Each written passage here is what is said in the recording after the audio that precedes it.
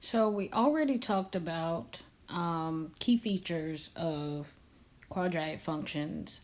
Notice here how this is our y-axis here, and where the graph or the parabola crosses the y-axis is about right here. And you can make an estimate. It's definitely not -1, but it's somewhere close to it. If you want, we could definitely say it's about 0, -0.75, or 3/4 if we want to just estimate. Where did I get it from? I estimated. All right. If we want to talk about the the x-intercepts, then we're looking on the x-axis and looking for where the graph crosses. Notice that it crosses in two places, here and here. So that's 1 and 2. If I had to guess, I would say this was about 0.25 comma 0, and this one is -6.5 comma 0. And then we're going to talk about the vertex, which is here. We talked about the vertex when we talk about domain and range as well. So this should be a little familiar. All right, so this is point -3, -5. Notice that the vertex is closely related to the axis of symmetry. That vertical line that passes through the vertex is x equals -3. Now, the question is this a maximum or a minimum point? Well, this vertex is the lowest point, so it's minimum. And the minimum value is -5. So now we're going to write out everything that we just came up with. We know that the x-intercepts are -6.5 comma 0 and 0.25 comma 0.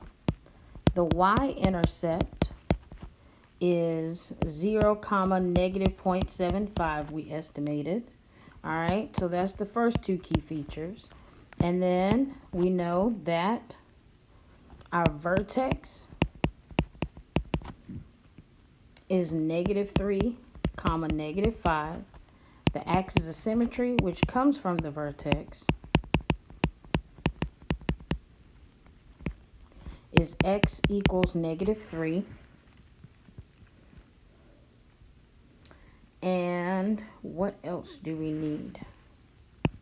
Well, we also know that this vertex is a minimum point. So the minimum value, meaning the y of this, is -5. What else can we extract from this? Well, let's talk about zeros, because you're going to hear zeros. It's the same as the x-intercepts here, except for we're only looking at the x portion. So that's -6.5 and 0.25. And that's all we do. And then, of course, if you want, you can go ahead and remember what the domain and range is here and write it out. So what just happened was identifying the key features on an actual graph. This is the bulk of what you need to do for the test, CCA number 10. So make sure that you understand this. And then try your hand at this one. See if you can determine the x-intercept or intercepts, the y-intercept, the vertex, the axis of symmetry, and then determine whether this is a max or a min point, and then tell us the value. Tell us the zeros, and then remind yourself of the domain and range. If you have any questions, let me know.